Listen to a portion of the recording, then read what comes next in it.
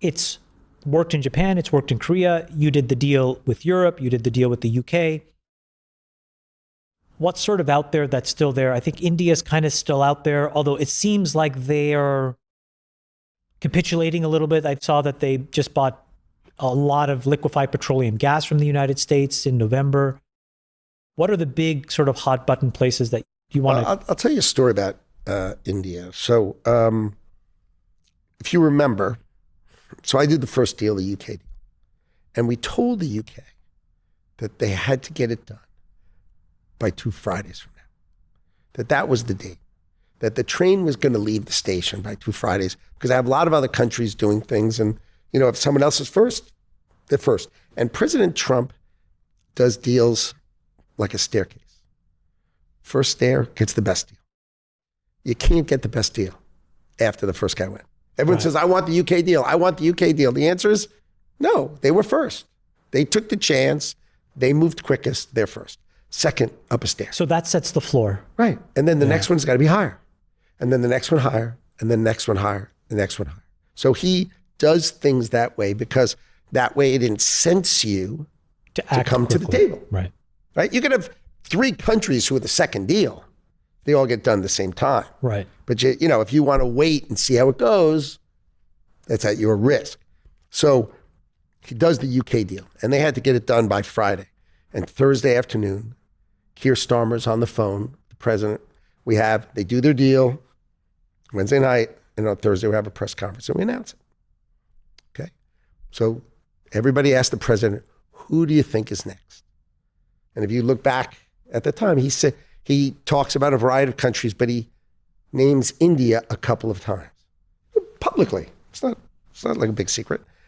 And we were talking India, and we told India you had 3 Fridays. You put them on a shot clock. Well, they have to get it done, because what happens is I have lots of other countries, and when those other countries do their deal, the staircase goes up. And now the president, during all these deals, he would refer to me as the greatest table setter who ever lived.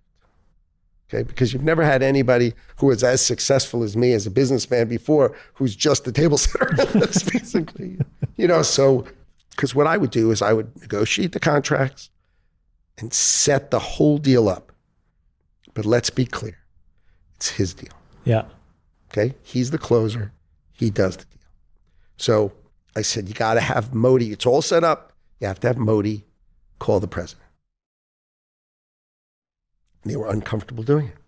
So Modi didn't call. Wow. So that Friday left. The middle of the next week, we did Indonesia, the Philippines, right? Vietnam. We announced a whole bunch of deals. Malaysia in that period. So we did these whole bunch of deals. So that's like... that staircase. And they were and because we negotiated them and assumed India was going to be done before them, I had negotiated them at a higher rate. So now the problem is the deals came out at a higher rate. Right. And then India calls back and says, oh, okay, we're ready. I said, ready for what? It was like 3 weeks later. I go, are you ready for the train that left the station 3 weeks ago? So what happened is they just, sometimes there's that seesaw, and people are on just the wrong side of the seesaw. When I was young in business, and I was a trader. So one of my first jobs was as a trader. And when I would start on the wrong side of the seesaw, I'd buy and it would go down. And then I'd sell, it would go up, and then I'd buy, it would go down and sell. Like when you're on the right side of the seesaw, you can't lose. Yeah. You buy, it goes up, and then you sell it, it goes down, and you buy, it goes up, and you sell, it goes down, and you feel like you're the king. Yeah. But when you're on the wrong side of the seesaw, what I used to do is I used to put the phone down. I used to go in the bathroom, fill a bucket with water, take a rag, and I would wash the plants in the office, because it was much cheaper than me picking up the phone. So, and then people would call and say, can I speak to Howard? And they go, no, he's in a meeting. And meanwhile, they'd look up, and there I am washing the plant. Because whatever I did, I would get back in there and I'd touch it. It would go the wrong way.